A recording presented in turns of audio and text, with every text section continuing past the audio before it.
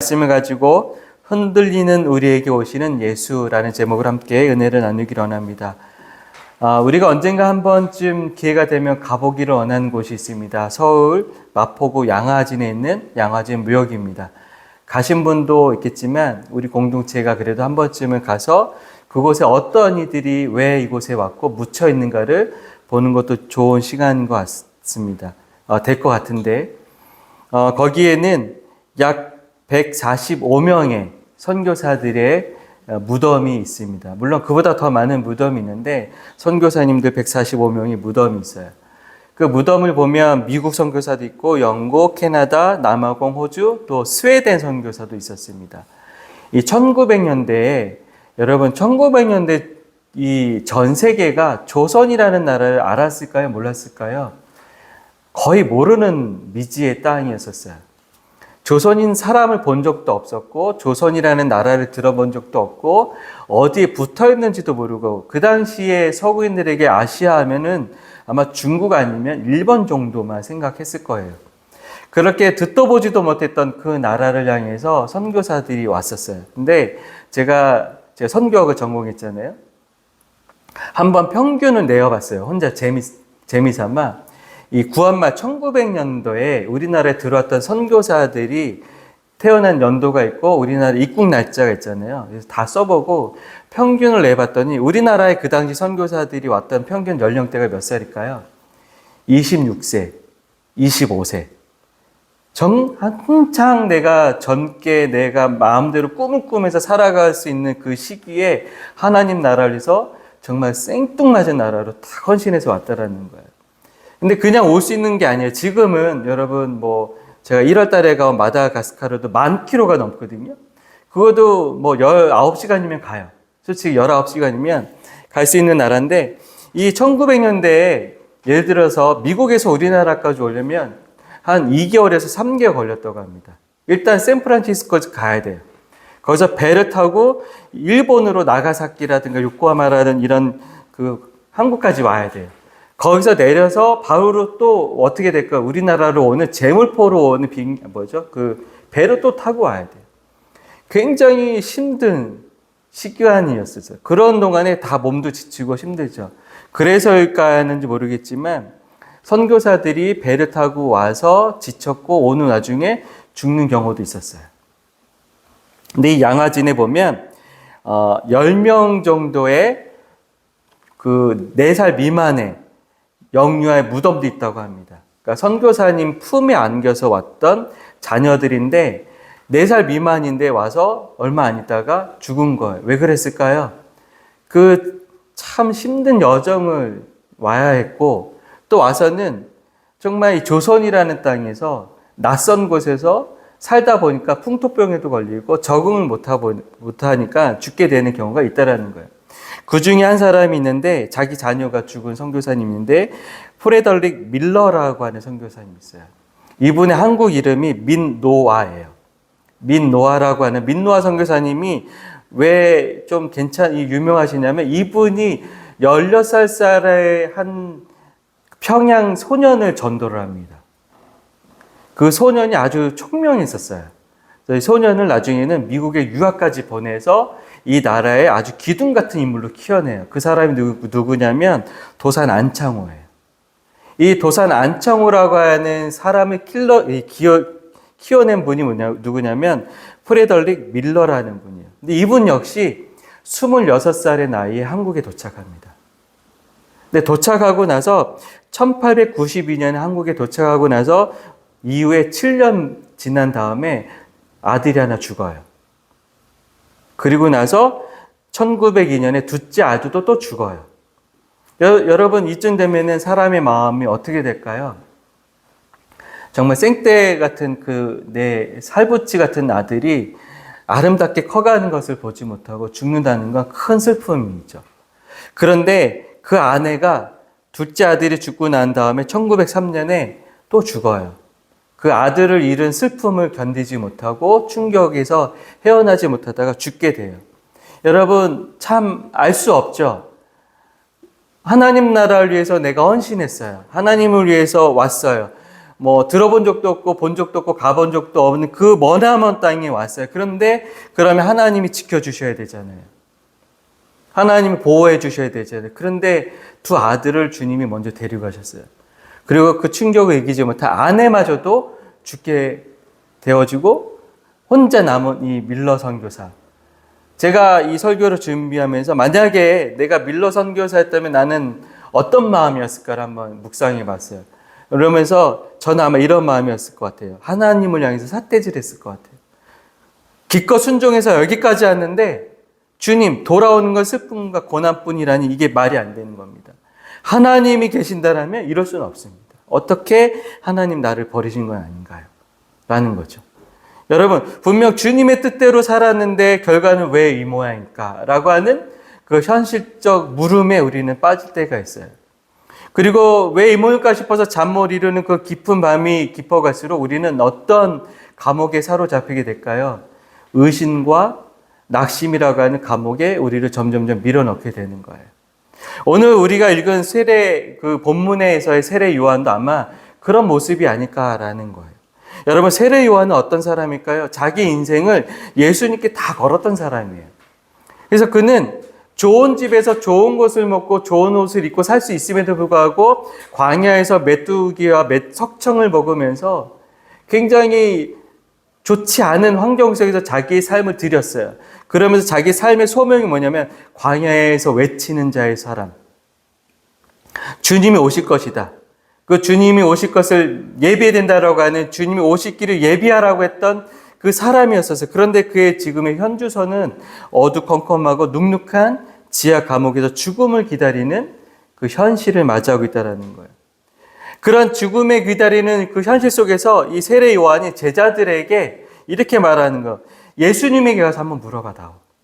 오실 그이가 정말 당신이 맞는지를 물어봐 달라라고 부탁했다라는 거예요. 근데 여러분, 이게 좀 이상한 질문이에요. 제가 말씀드렸잖아요. 세례 요한은 예수님께 자기 인생을 다 걸었어요. 그래서 그분이 바로 저분이야말로 세상 죄를 지고 가는 하나님의 어린 양이다. 나에게 세례를 받지 마라. 나는 저분의 신발에 끈도 묶을 수 없을 정도로 아주 초라한 자이다. 오히려 내가 당신께 세례를 받아야 됩니다. 라고 했던 세례 요한이에요. 근데 너무 이상한 말이 딱 나온 거예요. 가서 물어봐라. 정말 당신이 오실 그분이 맞는지 한번 물어봐 달라고 물어보는 거예요. 그래서 많은 사람들이 어떻게 세례 요한이 그런 질문을 할 수 있을까라고 하는 의문에 빠졌었어요.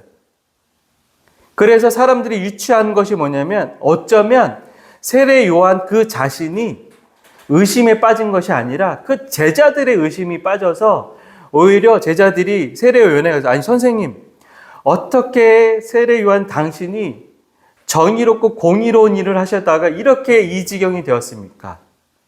세례 요한이 어떤 일을 맞이했을까요? 세례 요한이 당시의 최고의 권력자 헤롯이 한 행동에 대해서 나아가서 대놓고 당신 아주 잘못했다고 얘기했거든요.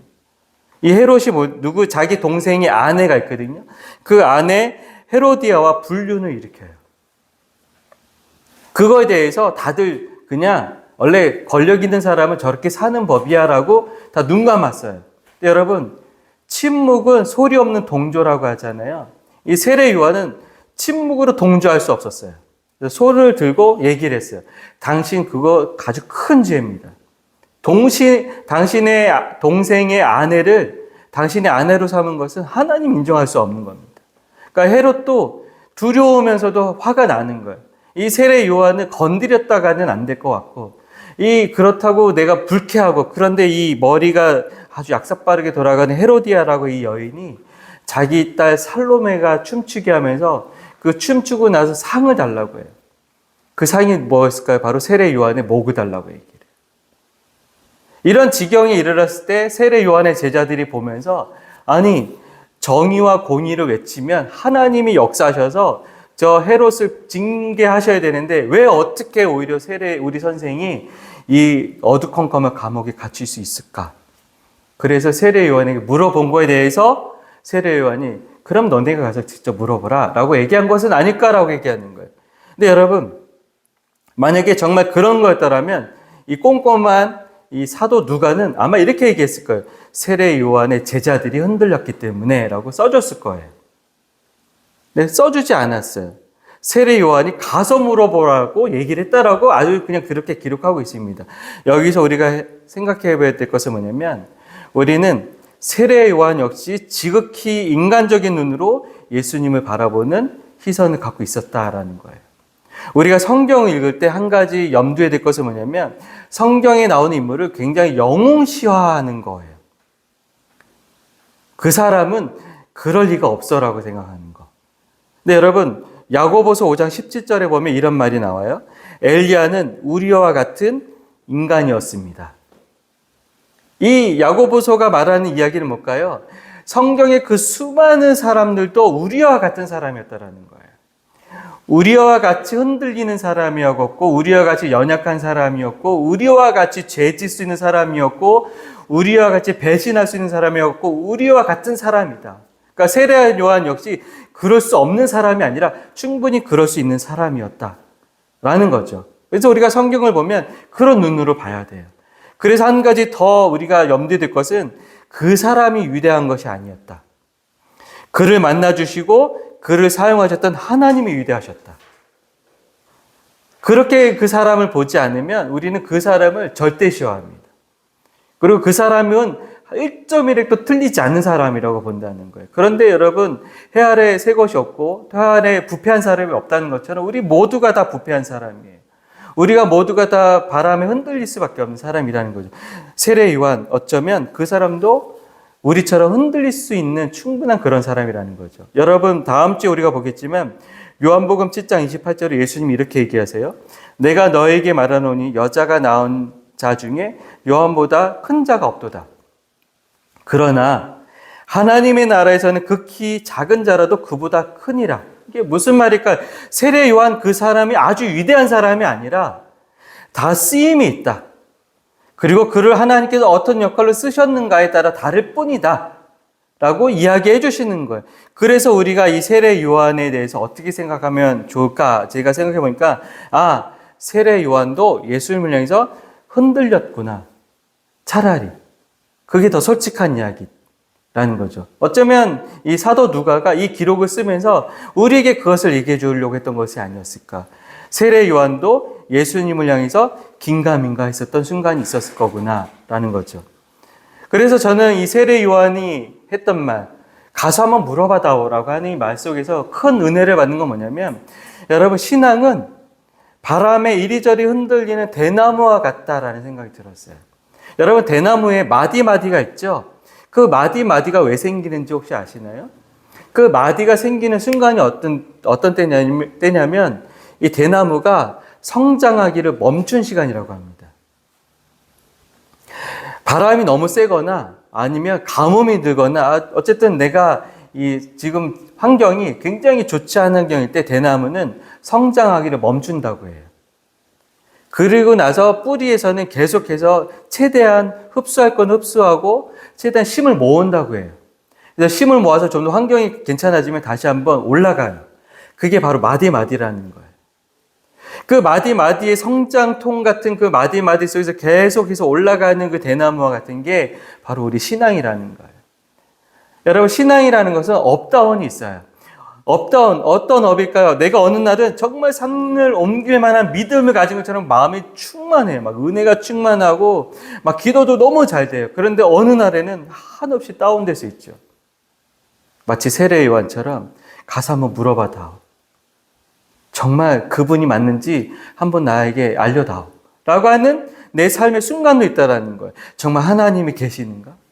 정말 하나님 역사하시는가? 여러분, 이 찬양 있죠? 내가 믿고 또 의지하면 내 모든 형편 잘 아시는 주님, 늘 돌보아 주실 것을 나는 확실히 아네. 라고 하는데 내 지금 상황을 보면 하나님이 내 형편 모르시는 것 같아요. 하나님이 나를 안 돌보아 주고 계시는 것 같아요. 그때는 내 신앙이 성장이 멈춰버려요. 근데 하나님이 놀라운 것은 그 멈춰버리는 그 시간조차도 우리에게 허락하신다는 거예요. 왜일까요? 그 성장하기를 멈춰버린 그 시간이 우리 신앙의 또 하나의 마디가 되는 거예요. 세례 요한 그렇게 주님 앞에 의심하고 긴가민가하고 흔들렸지만 그러나 그 순간이 어쩌면 그가 앞으로 이제 순교의 시간으로 가는 데 있어서 좋은 하나의 계기가 되지 않을까라는 거예요.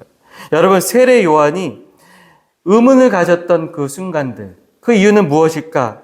우리가 한 번 더 생각해 보면 본질적으로 들어가서 그러면 왜 세례 요한은 예수님에게 대해서 의문을 가졌을까? 그것은 내가 기대하는 하나님과 실제적인 하나님이 다르기 때문이라는 거예요. 여러분, 세례 요한이 기대했던 하나님은 어떤 분이셨을까요? 다시 말하면 세례 요한이 기대했던 오실 그분은 어떤 분이셨을까요? 여러분, 누가복음 3장 9절에 보면 세례 요한이 기대했던 오실 그이에 대한 기대감이 있어요. 3장 9절에 이렇게 나옵니다. 이미 도끼가 나무 뿌리에 놓였으니 좋은 열매 맺지 아니하는 나무는 마다 찍혀 불에 던져지리라. 즉 세례 요한이 기대했던 그 오실 그분은 도끼 같은 분이에요.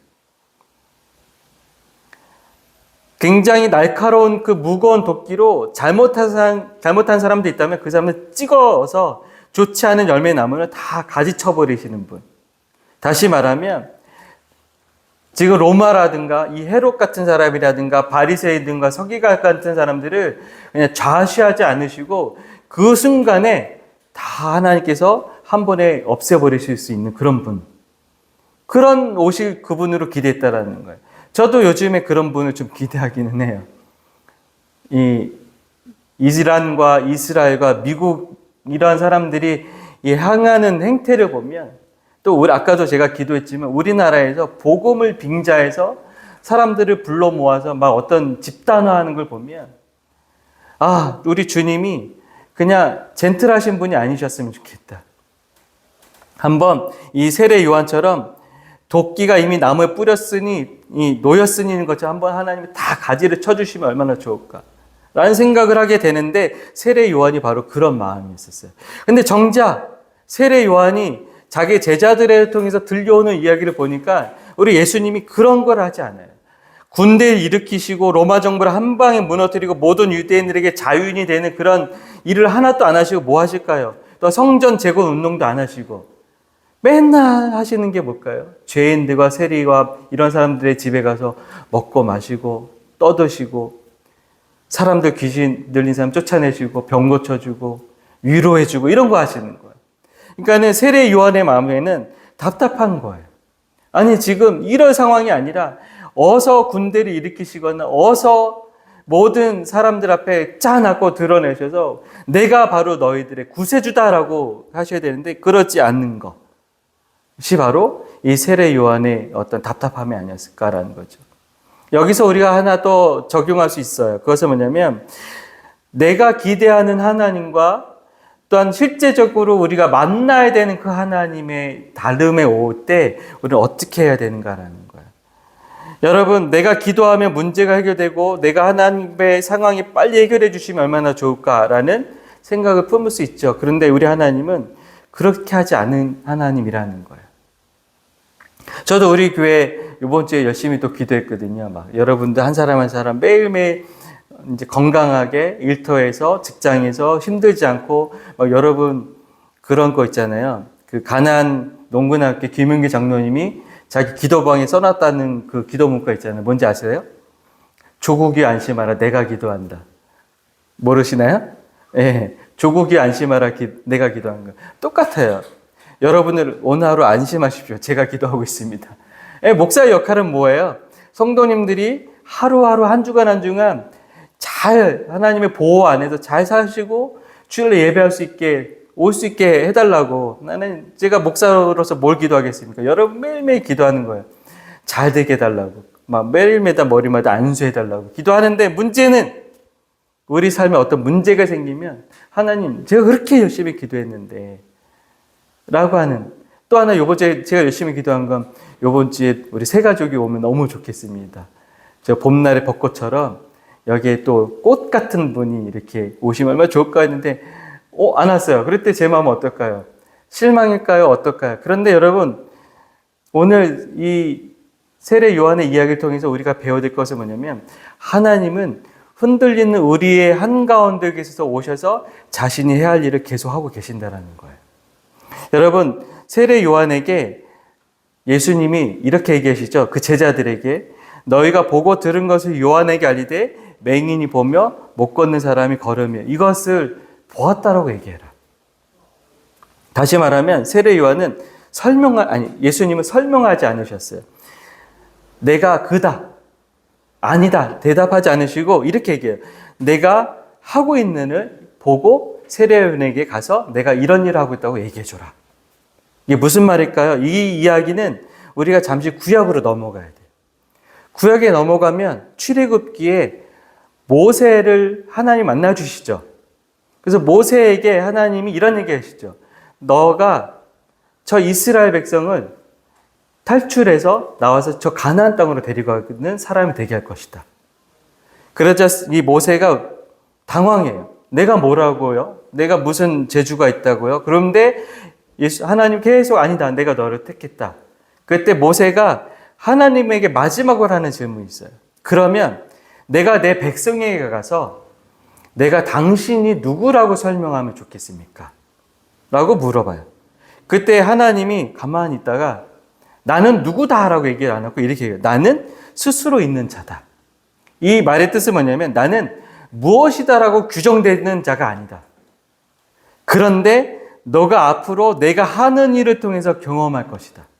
그 경험하는 하나님이 너가 설명할 하나님이다. 라고 얘기하는 거예요. 예수님 역시 세례 요한의 제자들에게 똑같이 설명하는 거예요. 내가 오실 그이가 맞다 아니다라고 얘기하시는 것이 아니라 내가 하는 일을 봐라. 그리고 그 일을 통해서 내가 어떤 사람인지를 생각해 봐라. 라는 거죠. 다시 말하면 세례 요한은 심판하는 메시아를 기대했지만 예수님은 회복시키시는 메시아라는 것을 드러내신 거예요. 여기서 우리가 또 기억해야 될 것은 내가 만들어낸 하나님, 내가 기대하는 하나님이 아니어야 돼요. 우리는 하나님에 대해서 이렇다 저렇다라고 하는 규정을 포기하고 오히려 계속해서 경험해 나가야 돼요. 아, 하나님은 나에게 사랑의 하나님이셨구나 라고만 경험하면 안 돼요. 아, 하나님은 나에게 사랑의 하나님이셨지만 동시에 심판하시는 하나님이시구나라는 것도 또 삶에서 경험해 보기도 하고, 아, 침묵하는 하나님이시구나 하면서 동시에 응답하시는 하나님이시구나 라는 것을 경험하는데 한 가지 핵심은 뭐냐면 하나님은 계속해서 나를 그의 사람으로 만들어 가시는구나 라는 거예요. 그래서 영국의 복음주의 신학자 존 스터트가 이런 말을 했어요. 하나님은 우리의 환경을 바꾸시는 분이 아니라 우리를 그리스도의 형상으로 바꾸시는 분입니다. 라는 거예요. 그래서 여러분이 계속해서 어떤 것을 기도할 때 환경이 바뀌어지기를 기도하는 것보다 더 중요한 것은 뭐냐면 내가 하나님의 사람으로 변화되고 만들어져 가기를 더 기도하는 게 더 빠르다라는 거예요. 오늘 이 세례 요한에게도 우리 예수님은 그렇게 응답하신 거예요. 예수님은 문제를 없애주시는 그 분이 아니라 오히려 세례 요한에게 예수님이 어떤 분인가를 새롭게 인식하게 하시는 분이었다라는 거죠. 그렇게 새롭게 인식된 그 인식을 통해서 세례 요한은 기꺼이 순교에게도 갈 수 있었다라는 것입니다. 여러분, 세례 요한 그리고 그의 제자들이 예수님께 기대했던 것과는 다르게 예수님의 실제의 삶이 달랐다. 그런데 예수님은 이렇게 얘기하시죠. 23절에 누구든지 나로 말미암지 않고 실족하지 않는 자는 복이 있도다. 여러분, 실족하지 않는다라는 것은 덫에 걸려 넘어지지 않는다라는 거예요. 즉 예수님 때문에 내가 걸려 넘어지는 것이 아니라 오히려 예수님을 통해서 내가 더 앞으로 나아갈 수 있는 자는 참으로 복이 있는 자다라는 거예요. 세례 요한은 결국 감옥에서 나오지 못했어요. 세례 요한은 결국 목이 베어서 죽음을 맞이하게 되어져요. 어떻게 보면 정말 복이 없는 인생이에요. 그런데 세례 요한은 내 뜻이 이루어지기는 복보다는 내 안에서 하나님의 뜻이 이루어지는 것을 지켜보는 더 큰 복을 경험하고 그 인생을 마무리하게 된다는 거예요. 신앙은 이해에서 유지되는 것이 아닙니다. 이해되지 않아도 붙드는 것이 바로 신앙이에요. 이해되지 않아도 붙든다라는 것은 내가 알고 있는 상식이나 경험이라고 하는 것이 아니라 하나님의 행하신 일을 보면서 결국 하나님의 뜻이 하늘에서와 같이 내 삶에서도 이루어지기를 소망하는 것. 그렇게 살아가는 것이 바로 신앙의 여정이라는 거예요. 여러분, 세례 요한도 잠시 긴가민가 했었습니다. 그러나 세례 요한을 향해서 예수님은 자상하게 자신이 지금 하고 있는 일이 무엇인지를 보러 가셨고 그 보험 속에서 세례 요한은 기꺼이 순교의 길을 갔다라는 거죠. 우리도 하나님을 향해서 어쩌면 지금 대나무처럼 성장하고 있는 여정이라고 생각합니다. 여러분의 신앙의 대나무는 한 지금 얼마 정도 컸는지 잘 모르겠어요. 30cm 컸을까요? 40cm 컸을까요? 어떤 사람은 뭐 1m도 컸겠죠. 그런데 중요한 건 어느 때 어느 순간이거나 우리는 신앙의 정체가 올 거라는 거예요. 주님을 향해서 긴가민가하는 순간들. 그때마다 우리가 기억해야 되고 암송해야 될 말씀이 있어요. 23절입니다. 나에게 의심을 품지 않는 사람은 참으로 행복하다. 이 말씀을 통해서 의심의 강을 넘어 확신의 평야로 나아가는 우리들의 신앙이 되기를 소망합니다. 오늘 들은 말씀을 기억하고 또한 오늘 주님께서 우리에게 들려주시는 말씀 가운데 여러분이 내가 이 사실을 붙잡겠습니다라는 것이 있다라면 그 말씀을 묵상하면서 주님 앞에 거듭의 기도 드리겠습니다.